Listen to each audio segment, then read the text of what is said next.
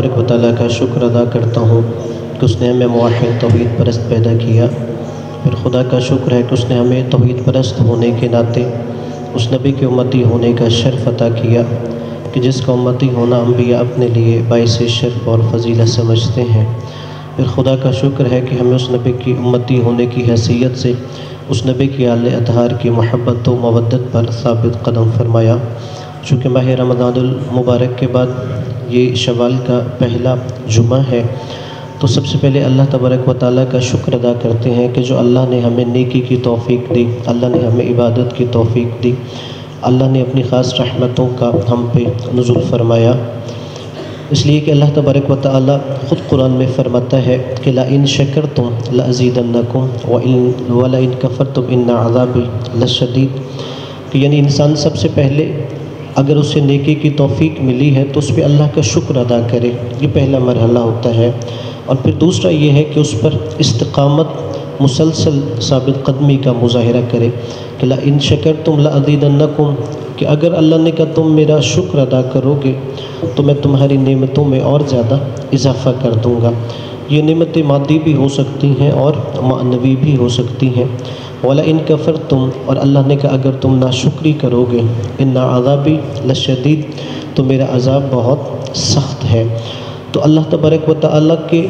شکر کا ایک طریقہ یہ ہے جیسے کہ حضرت امام جعفر صادق علیہ السلام نے فرمایا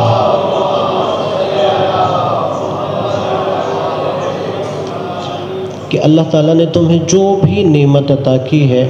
اس نعمت کو اللہ کی نافرمانی میں انسان خرچ نہ کرے۔ اب وہ نعمت کوئی بھی ہو سکتی ہے، ظاہری اعضاء و جوارح ہو سکتے ہیں، مال ہو سکتا ہے، عہدہ ہو سکتا ہے، اس طرح سے جو بھی نعمت انسان کو اللہ نے عطا فرمائی ہے اسے اللہ کی نافرمانی میں صرف نہ کرے۔ اور پھر حضرت امام علی رضا علیہ السلام فرماتے ہیں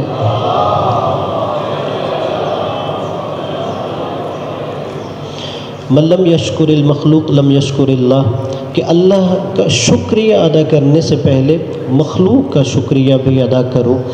کہ جو انسان مخلوق کا شکریہ ادا نہیں کرتا وہ اللہ کا شکر بھی ادا نہیں کرتا۔ اور پھر شکر کی اہمیت پر حضرت امام جعفر صادق علیہ السلام نے فرمایا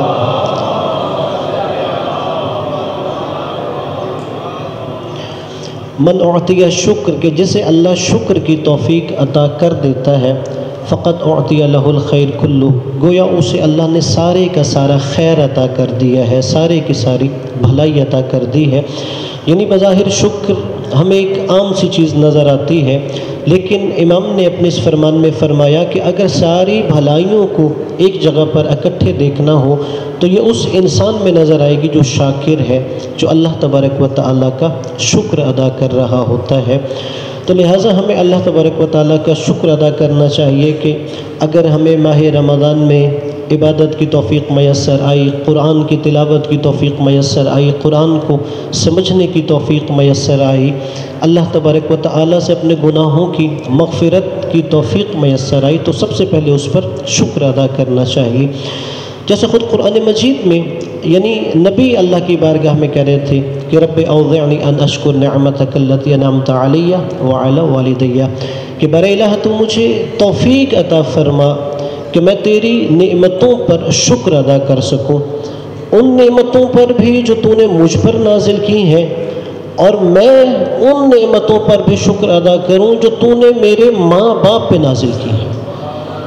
یعنی اس سے اور زیادہ شکر کا دائرہ وسیع ہوتا ہے کہ یعنی انسان صرف یہ نہ دیکھے کہ اللہ نے مجھ پر کون سی نعمتیں نازل فرمائی ہیں، بلکہ انسان دیکھے کہ اس سے پہلے یہ جو نعمتوں کا ایک سلسلہ ہے مسلسل جاری و ساری رہ رہی ہیں، ادھر حقیقت ماں باپ سے آغاز ہو رہا تھا کہ جو ہمارے ماں باپ پر نعمتیں نازل ہوئیں اس پر بھی شکر ادا کریں، اور جو ہم پر نازل ہوئیں اس پر بھی۔ اور پھر کہا کہ بر الہ مجھے عمل صالح کی توفیق عطا فرما، یعنی اس کا مطلب یہ ہے کہ شکر کا ایک مصداق یہ بھی ہے کہ جب انسان ہمیشہ عمل صالح کر رہا ہوتا ہے، اللہ کی رضا کے لیے، اللہ کی خوشنودی کے لیے کر رہا ہوتا ہے، تو گویا اس انسان کو شکر کی توفیق بھی میسر آتی ہے۔ تو پہلا ہمیں شکریہ ادا کرنا چاہیے کہ جو اللہ نے ہمیں نیکیوں کی توفیق دی۔ پھر دوسرا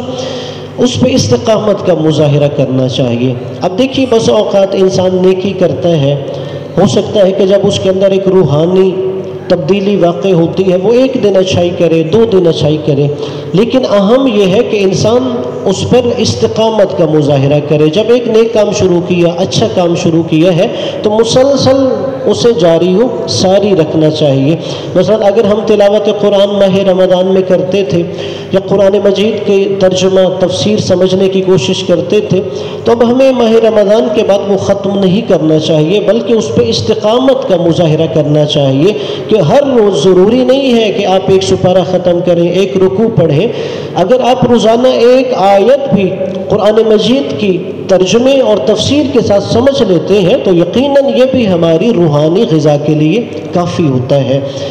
بلکہ اگر کوئی انسان یہ سمجھتا ہے، بس اوقات ایسی بھی ایک عالم دین بیان کر رہے تھے کہ وہ ایک یورپین ملک میں گئے تو کہتے ایک نوجوان نے عجیب سا مسئلہ ان سے پوچھا۔ انہوں نے کہا کہ قرآن مجید پڑھنے کو میرا دل ہی نہیں کرتا، یعنی میں چاہتا ہوں قرآن کی تلاوت کروں، مگر جیسے ہی میں پڑھوں گا کہ قرآن اٹھاؤں جیسے میرے اندر ایک عجیب سی بے چینی پیدا ہو جاتی ہے، اور گویا کہ شیطان مجھے قرآن کی جانب بڑھنے سے روک رہا ہے، یا میرے اندر کوئی اس قدر روحانی طور پر کمی ہے کہ قرآن کے قریب نہیں جاتا، کہ میں پڑھنا چاہتا ہوں نہیں پڑھ سکتا۔ کس کا مجھے کوئی حل بتائیے کہ یعنی میں قرآن مجید پڑھنا چاہتا ہوں مگر پڑھتا ہوں، کھولنے کو بھی پھر دل نہیں کرتا۔ انہوں نے کہا تم ایسے کرو کہ اگر شروع میں تمہارے لیے قرآن کھولنا پڑھنا دشوار ہے کہ روحانی طور پر اتنے کمزور ہو، تم ہر روز صرف ایسے کرو، جاؤ قرآن مجید اٹھاؤ، اسے ایک بوسہ دو، سینے سے لگاؤ اور رکھ دو، کوئی تلاوت نہ کرو، بے شک بس جاؤ قرآن مجید سے اپنی محبت کے ثبوت کے لیے اس اللہ کی کتاب کو ایک بوسہ دو، آنکھوں سے لگاؤ، سینے سے لگاؤ اور رکھ دو۔ اور کہا تم نے یہ مسلسل ہر روز عمل کرنا ہے۔ کہتے ہیں کہ اس نے کافی دنوں تک یہ عمل کیا ہے، اور پھر اس کے بعد وہ مجھے کال کر کے بتاتا ہے کہ نہیں، کچھ عرصے تک میں یہ عمل تو کرتا رہا ہوں، اور پھر خود بخود اب میرا دل کرتا تھا کہ میں اس کتاب کو کھولوں اور اس کی اندر سے تلاوت کروں۔ اور وہ کہتا ہے کہ اب میں باقاعدہ طور پر قرآن مجید کی تلاوت کا میرے اندر شوق پیدا ہوتا ہے کہ جب تک میں ہر روز قرآن مجید کی کوئی آیت نہ پڑھوں مجھے سکون میسر نہیں آتا۔ تو لہٰذا جو ہم نے ماہ رمضان میں قرآن سے اگر تعلق جوڑا ہے تو آپ اس تعلق کو ختم نہ کریں، اس پہ استقامت کا مظاہرہ کریں۔ اسی طرح اگر آپ نے پہلے جو اللہ کے گھر کے ساتھ رشتہ جوڑا ہے، آپ مسجد میں جا کے نماز پڑھتے تھے، یقیناً آپ گھر میں بھی نماز پڑھتے ہیں، ثواب مل جاتا ہے، لیکن اگر ایک انسان کو یہ سہولت میسر ہے کہ قریب مسجد ہے، باجماعت نماز پڑھ سکتا ہے، تو انسان کو اس سے فائدہ اٹھانا چاہیے۔ خاص طور پہ احادیث نبویہ میں ارشاد ہوتا ہے کہ ایک انسان گھر میں فرادہ نماز پڑھ رہا ہے اور ایک مسجد میں جا کے نماز پڑھ رہا ہے تو یہ مسجد کے اعتبار سے وہ گلی کی مسجد ہے، محلے کی مسجد ہے، جامع مسجد ہے، بازار کی مسجد ہے، شہر کی مسجد ہے، اس اعتبار سے گویا 70,000 تک نماز میں اضافہ ہو جاتا ہے۔ شاید بظاہر ہمیں آج یہ ثواب سمجھ نہیں آتا، مگر جب قیامت کے دن انسان کو نامہ اعمال ملتا ہے اور اس وقت انسان ایک ایک نیکی کا محتاج ہوتا ہے اور ایک ایک برائی اسے پہاڑ نظر آ رہی ہوگی، تو اس وقت انسان ان چیزوں کی اہمیت کو سمجھ رہا ہوگا۔ اور پھر خاص طور پہ جو مسجد کے اطراف میں لوگ ہوتے تھے، رسول خدا ان کو خاص طور پر یہ ارشاد فرمایا کرتے تھے کہ آپ اپنی نمازیں اللہ کے گھر مسجد میں جا کے ادا کریں تاکہ اللہ کا گھر آباد رہے۔ اس لیے کہ رسول خدا صلی اللہ علیہ وآلہ وسلم کی ایک حدیث ہے، اللہم صلی علی محمد، کہ قیامت کے دن 3 چیزیں اللہ سے شکوہ کریں گی، کہ اور چیزیں تو ہیں لیکن اس حدیث کے مطابق 3 چیزیں اللہ سے شکوہ کریں گی۔ ایک، اللہ کا گھر یعنی مسجد، وہ اللہ کا گھر مسجد کہ جو مسجد بنا تو دی گئی، عالی شان اس کی بلڈنگ بھی ہے اسے، مگر عملی طور پر آباد کوئی نہیں کر رہا۔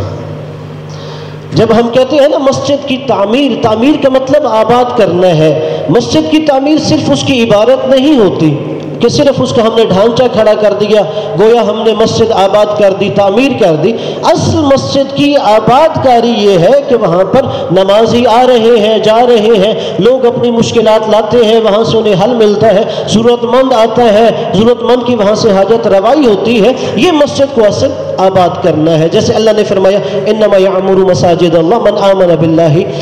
کہ اللہ تبارک و تعالیٰ کی مسجدوں کو وہی آباد کرتا ہے جو اللہ پر بھی ایمان لاتا ہے اور اس کی آخرت کے دن پر ایمان رکھتا ہے۔ لہٰذا ہمیں مسجدوں کو آباد رکھنا چاہیے۔ پہلا رسول نے فرمایا وہ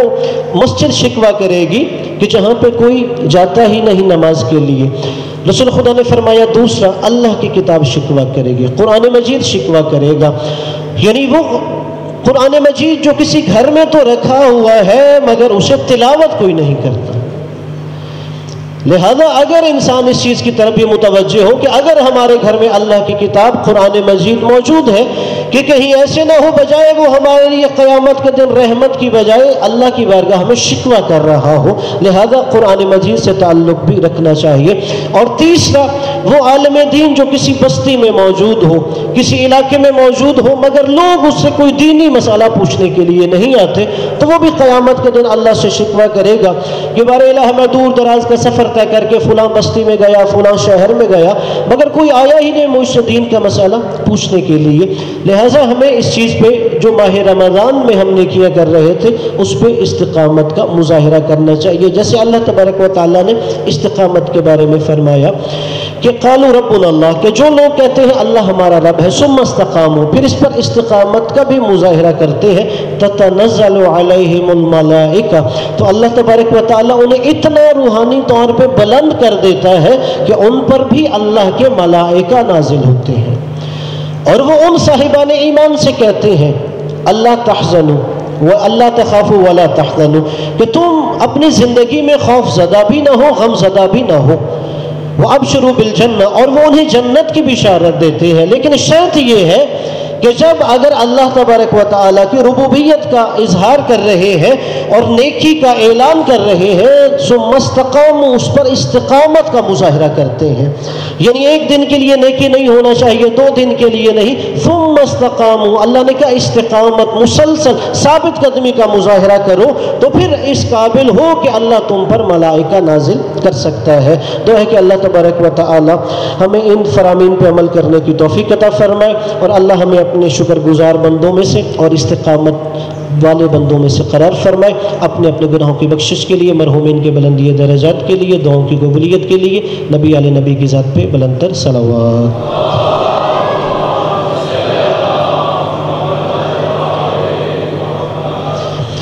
اور پھر اگر اس ہفتے کے اسلامی مناسبات کے حوالے سے عرض کروں کہ ماہ شوال میں 3 ہجری میں ہی جنگ احد ہوئی تھی، اور ماہ شوال 5 ہجری میں جنگ احزاب ہوئی تھی۔ اس کے علاوہ اور بھی مختلف غزوات اس مہینے میں ہوئے، لیکن 2 بڑے جو غزوات ہیں وہ ماہ شوال میں ہوئے تھے۔ اگر جنگ احد دیکھی جائے تو یہ در حقیقت جو مکہ کے کافر تھے وہ جنگ بدر کا بدلہ لینا چاہتے تھے، اور اس کے لیے رسول خدا صلی اللہ علیہ وآلہ وسلم نے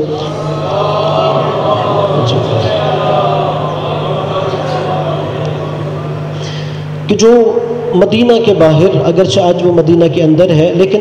رسول خدا کے زمانے میں مدینہ کے باہر ایک پہاڑ تھا جسے جبل احد کہتے تھے، کہ احد کے پہاڑ کے دامن میں وہاں مسلمان لشکر جمع ہوا، اور وہاں پر مسلمان اور کافر آمنے سامنے ہوئے، اور وہاں پہ رسول خدا صلی اللہ علیہ وآلہ وسلم نے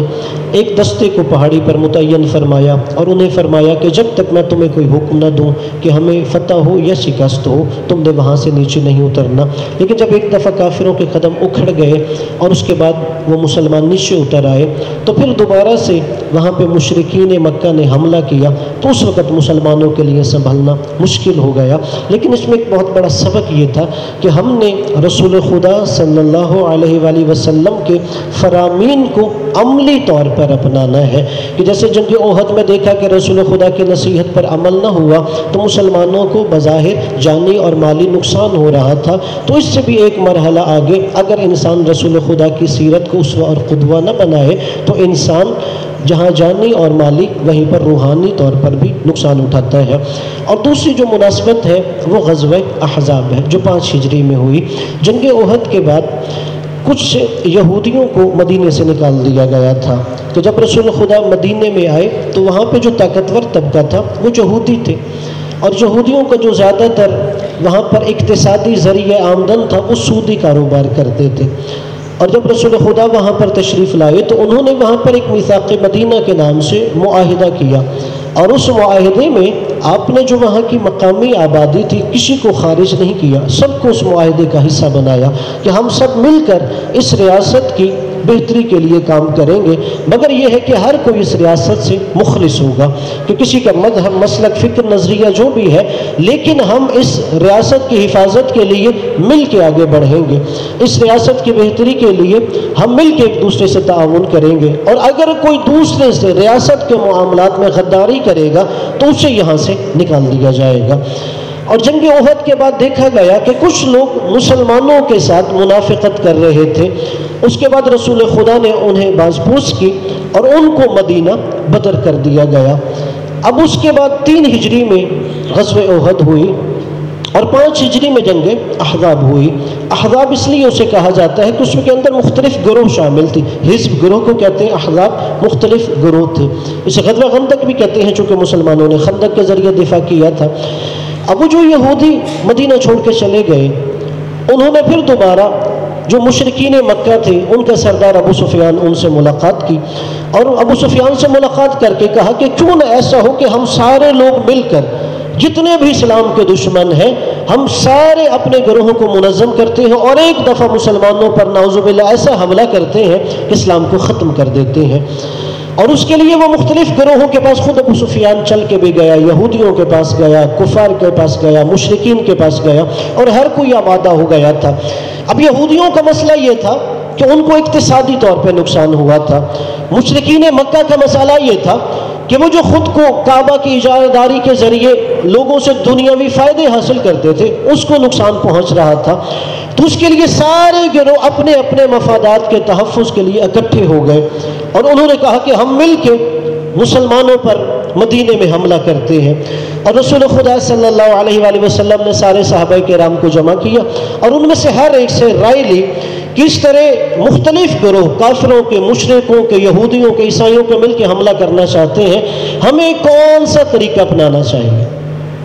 اب اس میں ایک جو ہمارے لیے سبق ہے،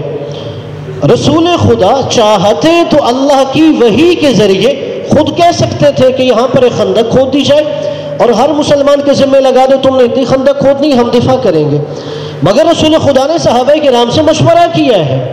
اور جیسے قرآن میں اللہ نے سورہ شورى میں نبی سے کہا وَشَاوِرْهُمْ فِي الْأَمْرِ، میرے نبی تم کوئی بھی کام کرنا چاہتے ہو تو پہلے ان سے مشورہ کر لیا کرو۔ یہی رسول خدا نے اپنی امتیوں کو ایک سبق دیا کہ اگر تم عملی زندگی میں کامیاب ہونا چاہتے ہو اور بہتر نتیجے تک پہنچنا چاہتے ہو تو تمہیں بھی ہمیشہ مشاورت کرنی چاہیے، یعنی انسان خود کو عقل کل سمجھتے ہوئے کوئی بھی کام کرنے سے پہلے یہ کہے کسی سے مشورہ نہیں کروں گا، نہیں، اگر بہتر نتیجہ چاہتے ہو تو سب سے مشاورت کرو، اور رسول خدا نے سب سے مشورہ کیا، اور ان میں سے جو سب سے بہتر مشورہ وہ جناب سلمان فارسی نے عطا فرمایا، اور جیسے کہ تفسیر قمی میں ہے خود جناب جبرائیل علیہ السلام بھی نازل ہوئے، رسول خدا نے تو ان کے مشورے کی اور بعض صحابہ نے تائید فرمائی، خود اللہ نے جناب جبرائیل علیہ السلام کو بھی نازل کیا اور رسول خدا سے فرمایا کہ جو مشورہ جناب سلمان فارسی عطا فرما رہے ہیں اسی مشورے پر عمل کرنا چاہیے، یہی سب سے بہتر مشورہ ہے۔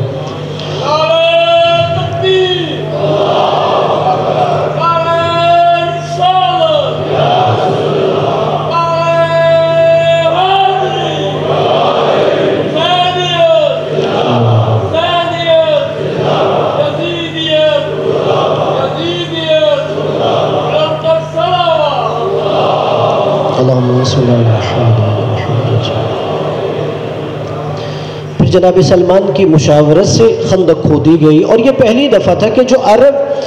اس اسٹریٹجی سے ناآشنا تھے کہ یعنی کوئی دفاع کے لیے یہ بھی طریقہ اپنا سکتا ہے، اور اس سے پہلے ابو سفیان نے خط لکھا تھا رسول خدا کو جس میں کہا تھا کہ گویا ہم آج آپ مسلمانوں کی اینٹ سے اینٹ بجا دیں گے، اور اس کے بعد جب وہ قافلہ وہاں پہ پہنچا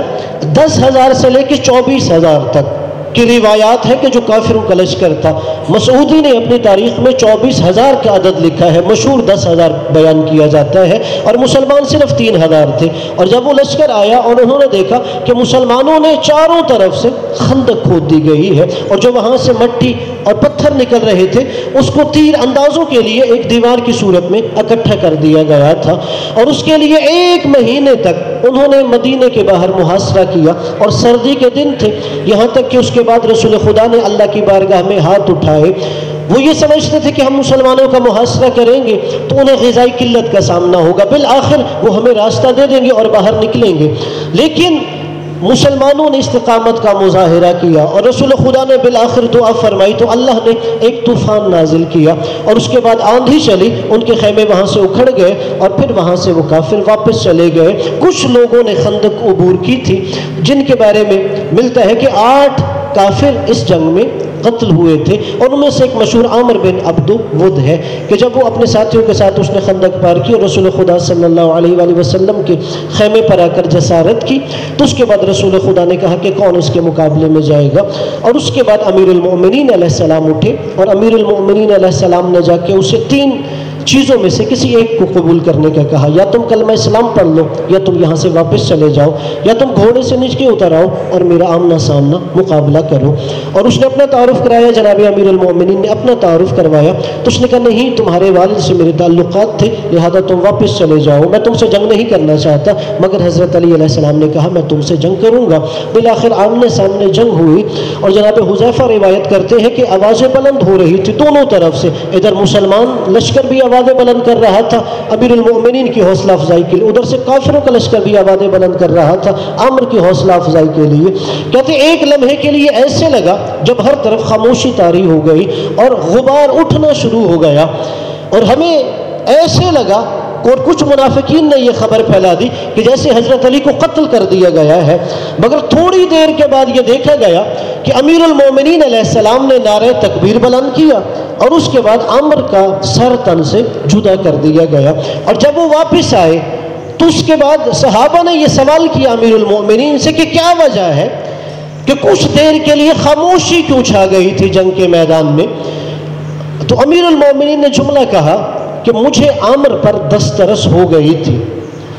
اور میں اس کے سینے پہ بیٹھا تھا، اور میں قریب تھا کہ اس کا سر میں کاٹ دیتا، مگر اس نے مجھے گالی دی ماں کی، اور اس نے میرے چہرے پہ تھوکا۔ اس وقت میں اس کے سینے سے اتر آیا، میں نہیں چاہتا تھا کہ میں صرف اپنی ذاتی خواہش اور انتقام کے لیے عامر کو قتل کروں،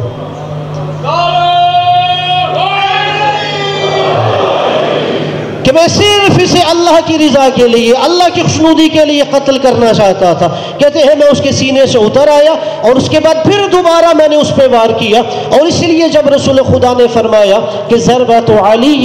یوم الخندق افضل من عبادت الثقلین، کہ حضرت علی علیہ السلام کی ایک ضربت جو آپ نے جنگ خندق میں عامر کو لگائی تھی، وہ قیامت تک کے جن و انس کی عبادت سے افضل ہے۔ کیا وجہ ہے کہ وہ جن و انس کی عبادت سے افضل ہے؟ علماء اخلاق بیان کرتے ہیں اس لیے کہ امیر المومنین علیہ السلام کی اس ایک ضربت میں اتنا اخلاص تھا کہ قیامت تک کوئی بھی اللہ کی مخلوق اتنے اخلاص کے ساتھ اللہ کی عبادت نہیں کر سکتا۔ اور دعا ہے کہ اللہ تبارک و تعالی ہمیں ائمہ معصومین کی سیرت پہ چلنے کی توفیق عطا فرمائے اور اپنے اندر اخلاص پیدا کرنے کی توفیق عطا فرمائے۔ بسم اللہ الرحمن الرحیم، والعصر ان الانسان لفی خسر الا الذین آمنوا وعملوا الصالحات وتواصوا بالحق وتواصوا بالصبر۔